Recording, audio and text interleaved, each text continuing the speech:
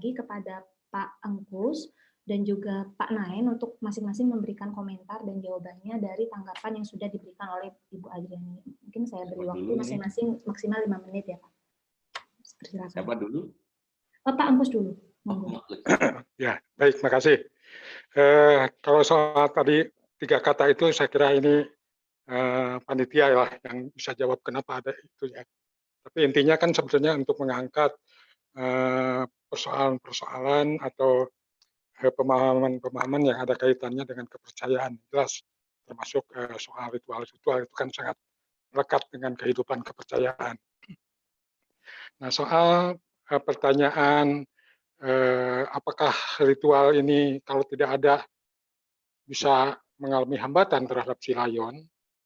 Nah, dan apakah memang ini perlu soal ritual kematian ini dilakukan? Saya kira seperti yang saya sampaikan tadi bahwa di dalam kehidupan manusia itu kan ada 3 hal pokok yang utama, yaitu proses kelahiran, perkawinan, dan kematian. Dan hidup sendiri ini kan sebetulnya hidup itu kan sakral juga sebetulnya.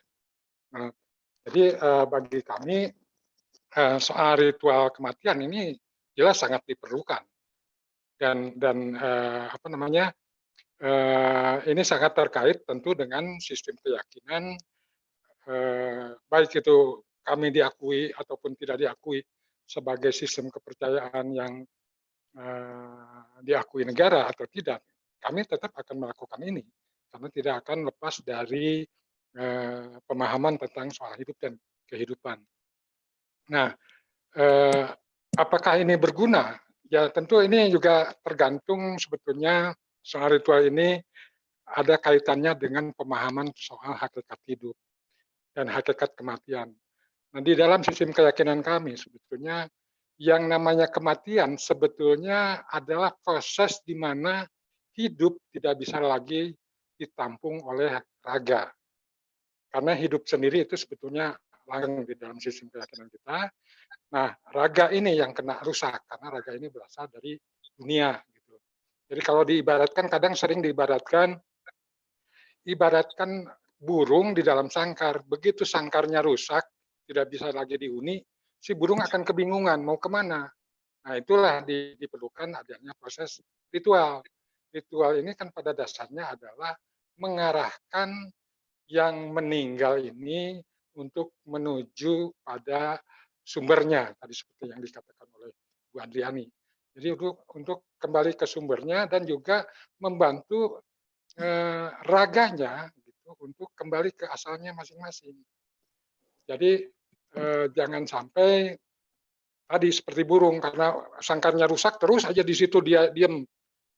Karena bagaimanapun selama hidup dia tinggal di dalam sangkar itu, keterikatan batin antara burung dengan sangkarnya kan tetap kuat. Begitupun di dalam wujud manusia, antara ingsun atau hidupnya, jiwanya, dengan raganya kan punya keterikatan yang kuat. Nah, proses kematian adalah di mana raganya sudah tidak bisa lagi menampung hidup.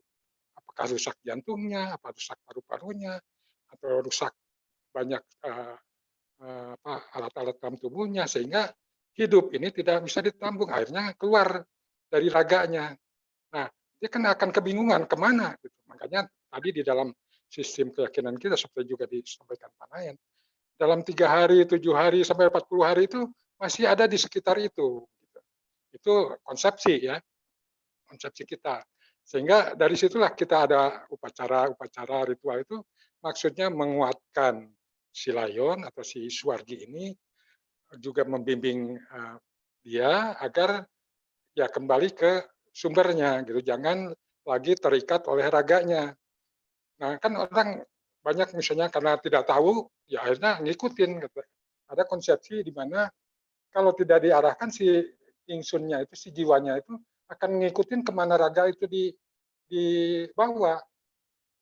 Begitu dikubur ya dia di situ, dia bagaikan burung nungguin sangkarnya kan itu. Nah, jangan sampai terjadi yang seperti itu. Makanya ada upacara-upacara ritual dalam rangka mengarahkan itu. Nah, kemudian soal tadi hubungan kontrol konektivitas antar titik gitu yang seperti yang disampaikan Bu Adriani, ini juga bisa dilakukan seperti itu karena pengalaman kami dengan sesepuh kami gitu yang mendalami soal spiritual, banyak kalangan yang minta tolong gitu. Dan begitu misalnya di satu rumah, kemudian selalu ada gangguan, kemudian begitu diadakan upacara ritual di situ, kemudian ketahuan bahwa di situ ada seseorang yang pernah hidup, tapi dia bingung mau kembali kemana. Gitu. Nah, kemudian diarahkanlah tadi hakikat tentang hidup dan kehidupan, soal hubungan raga dan seperti yang disampaikan di dalam misalnya proses pemakaman gitu ya. Nah, akhirnya setelah itu ya dia kembali gitu. Ya contohnya kembali karena setelah itu tidak ada lagi gangguan. Nah, itu proses yang tadi horizontal tadi kata Bu Andriani. Jadi selain vertikal, horizontal bisa juga dilakukan. Jadi saya kira proses ritual ini penting. Nah, kemudian bagaimana kalau misalnya dalam kondisi tidak normal, misalnya sekarang ada COVID gitu ya, sehingga prosesi pemakaman tidak bisa lagi dilakukan secara sebagaimana halnya kalau keadaan normal. Ya tentu ini tidak bisa berbuat banyak kita ya. Akhirnya tetap saja proses itu dilakukan menurut protokol kesehatan misalnya, tapi di dalam upacara ritualnya kan bisa dilakukan di rumah. Gitu. Di rumahnya ada acara 1 harinya, acara 7 harinya, 3 harinya, 7 hari, 40 hari, kan itu bisa dilakukan. Walaupun dengan jumlah terbatas misalnya, tapi secara upacara itu bisa dilakukan dan ini menurut keyakinan kami itu juga bisa mengantarkan si Suargi ini, si almarhum ini untuk kembali dengan lapang dada gitu. Itu saya kira. Jadi dalam keadaan tidak normal memang bisa dilakukan prosesi pemakamannya yang bisa berbeda, tapi di dalam peringatannya kan bisa dilakukan secara normal.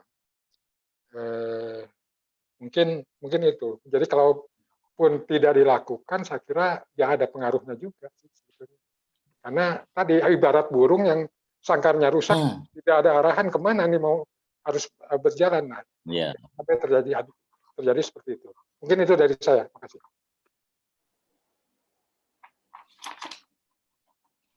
Ya, terima kasih atas tanggapannya dari Pak Engkus Ruswana. Saat ini saya persilahkan